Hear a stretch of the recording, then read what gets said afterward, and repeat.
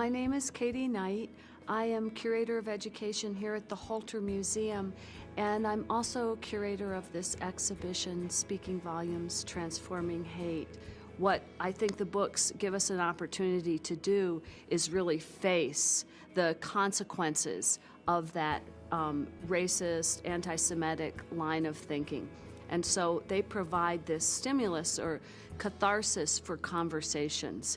Generally speaking, it's four walls covered with this artwork that you're surrounded by, and then there's you in the middle of it. I think this is also like a big message of this exhibit, is to like look more closely at people, and because like a lot of the pieces you have to like get really close in and see all the details, and I think it's like saying that's what you have to do with people too. You can't just take what you see from a distance. Who knows how much racism could be dispelled just by like getting to know somebody that before you had all these preconceptions about, and then they can just get completely like thrown out the window. And as word spreads, then we can move further and further away from this and more into acceptance.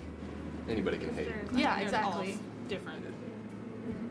It affects everybody. It affects generations to come and everything. And not that you can just cut out racism from society. It's something that needs to be worked out. 4 generations, 5 generations. It's been here since 1600s. Before then, it's been around. But and times are changing too, which is good. But we need to change them more. My name is Travis McAdam. I'm the research director for the Montana Human Rights Network. I think all of us that formed the steering committee that have been planning the exhibit all really did wonder how the wider community would react.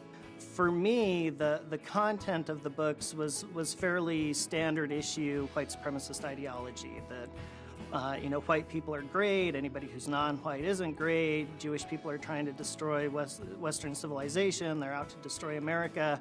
And so the content to me wasn't much different than other pieces that I'd read.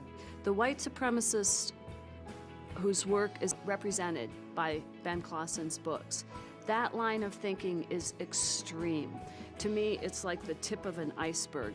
It's the extremist fringe that is directly advocating for genocide of Jews and all of what they call the mud races, all the people of color.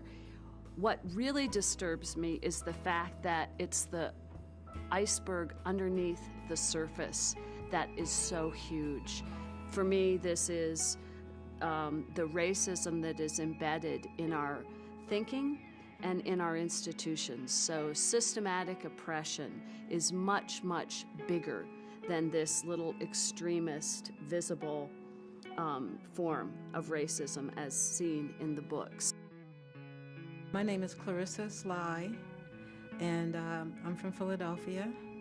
I felt like since I was an artist who was interested in social justice issues, I needed to do something for the show.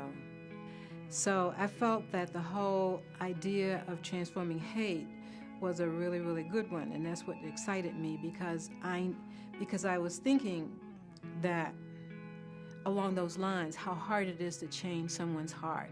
If they really believe something, if they really hold a certain idea or value, dear, that the only way that I could have an input in that is to reach out to people in different ways. But to reach out to them and not trying to push something on them or to try to force something on them, but to give them something to think about. And that's part of why I have the apple in the photograph. It's like with my work, I'm making an offering. So that's. When we talk with people around the country about the idea and they hear that we're taking these white supremacist hate books and transforming them into art, people get really excited just about the concept before they've even seen the work. The show gives us a chance to reflect on our own response to hate. Are we drawn in? Are we angered? Do we have a violent reaction? It may be very appropriate to have a righteous anger when we read this offensive material. On the other hand, there are artists who inspire us to be more gentle and to really examine our own enemy consciousness. That is how we label others as the enemy, and how can we transform? There are quite a few references in the show of historic tragedies, like the hanging of Laura Nelson. There's an image of Laura in a couple of different artists' works. Or in Betty Saar's print, we see the layout and the design for how slaves were packed into slave ships. If we don't know this image, if this hasn't entered our consciousness and our understanding of American history, it's really very difficult to move past the consequences of that system of oppression that was part of making us who we are. Oh, I think this is a big eye-opener for a lot of people. If more people came to see this, I think they would have a whole different view on things.